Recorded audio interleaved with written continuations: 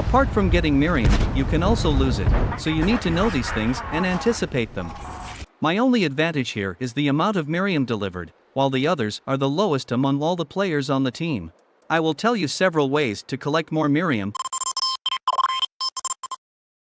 If you haven't gotten this tank because you haven't completed all the missions, or don't have enough keys, then in this video I will tell you some important things that will help you.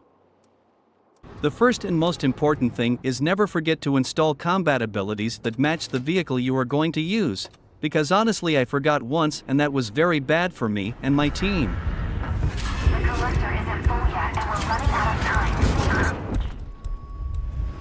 Generally, these combat abilities can be used for all vehicles except those related to guns. To gain experience I suggest trying them all and then you can adapt to your playing style. After trying them all, you will be able to adjust the type of vehicle that is most suitable for each combat ability and suits your playing style. But for these two gun abilities you have to use them on the appropriate vehicle. Magazine loading is only suitable for Hornet, Grenadier, Double and Legio Ferrata. When activated, all the ammunition in your weapon will be fully charged instantly. You can use this combat ability to focus on destroying one enemy tank, and this is also useful when fighting boss, and of course this will help you get more damage in each battle than using livesteal, energy shield or invisibility. Cyclic loading has the same function but the way it works is different. When activated, for 5 seconds the ammo loading speed will increase, that's around 1 ammo per second. Maximum you can shoot 5 times in those 5 seconds, although generally you can only shoot 4 times or less if you have to look for a new target and rotate the turret. I've tried them all and I think this is the most useful especially for boss fights. But it depends on you and the way you play because some vehicles are very vulnerable if you play with an aggressive style. As for the costs, we can see that almost all of them cost 10,000 credits each. So on average you will spend around 30,000 credits on each battle, unless you use the group repairs ability on one of your combat abilities. Then the cost required is only 23,000 for each battle. Even though it is the cheapest, this is one of the best abilities if used at the right time, because it can restore some of the hit points of all allied vehicles at once, as long as they are within the radius of effect. But before using this ability, try to get closer to your allies if they are far away and quite busy, that way your chances of winning will be higher if you help each other. I've tried all of these, and here are the 3 combat abilities that I like and suit me. If you are not a player who spends money then you should pay attention to these costs and try to do your best in every battle. Because if you don't complete the first phase then you won't get any rewards.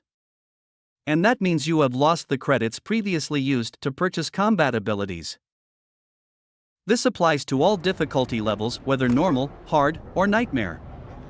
The ranking position in the team has no effect on the credit results, including damage, number of destructions, and amount of Mirium delivered. This is a report where both of them completed all phases in the normal difficulty level and the result was that they both got 45,000 credits.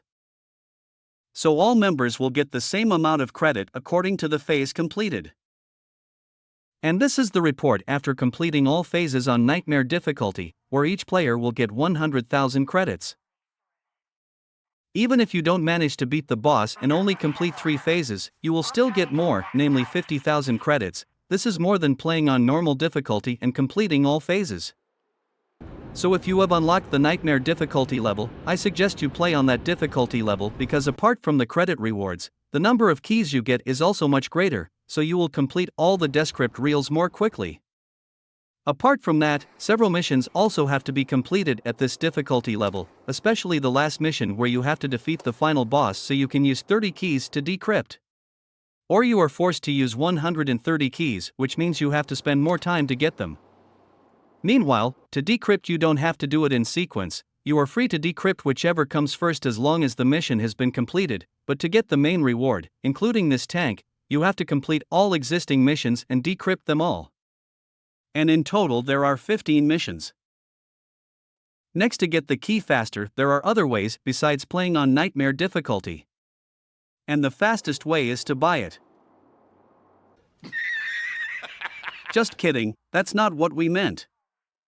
As can be seen, the number of keys obtained is different for each player and it depends on the position or ranking on the team.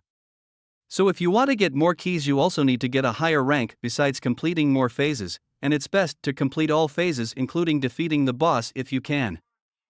Everyone probably already knows that in this game causing damage or destroying enemy tanks is the main thing in determining ranking, including damage assistance, even though that is not in this report. However, there is one other important thing in this battle that perhaps some people still haven't realized properly, namely the amount of Mirium delivered. And it is also important in determining the ranking in this battle. If the ratio of the amount of Mirium is not too much, maybe it doesn't have much of an effect. But I have evidence of a report where the comparison of the amount of Mirium is very significant, and that can make me rank 1 even though the damage is less than other players, and destroying enemy vehicles is also less. You can see it for yourself in this report. My only advantage here is the amount of Mirium delivered, while the others are the lowest among all the players on the team. Next, I will tell you several ways to collect more Mirium that perhaps many people don't know yet. To get Mirium, we have to destroy the enemy tank first. You can see it after the enemy tank is destroyed. Then you need to get close to get it, because if it's far away then you won't get it. After an enemy tank is destroyed, you will get a minimum of 15 Mirium for every tank destroyed. And the maximum is 25. If you destroy it yourself, this amount will be completely yours, but if someone else gives damage to the tank, the amount of Mirium will decrease, and some Mirium will also be obtained by the person who gave damage to the tank.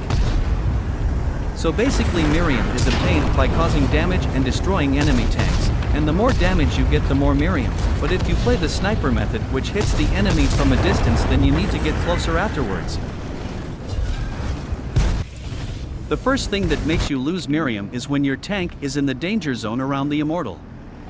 And after your Mirium runs out, then your HP will be drained, so the only way is to run if you meet the immortal in phases 1 to 3, because you won't be able to damage it.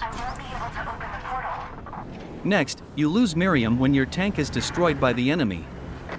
But fortunately it's not really lost and can still be taken by allies if they know. They can see it on the mini-map, just like you can also see the location of Mirium here when your ally's tank is destroyed.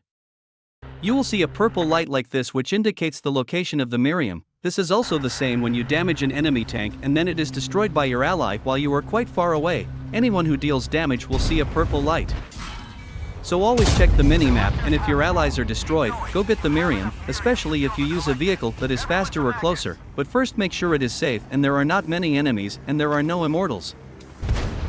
And finally, once all the Mirium is enough, you have to send it to Magnus as soon as possible, and don't be the last one.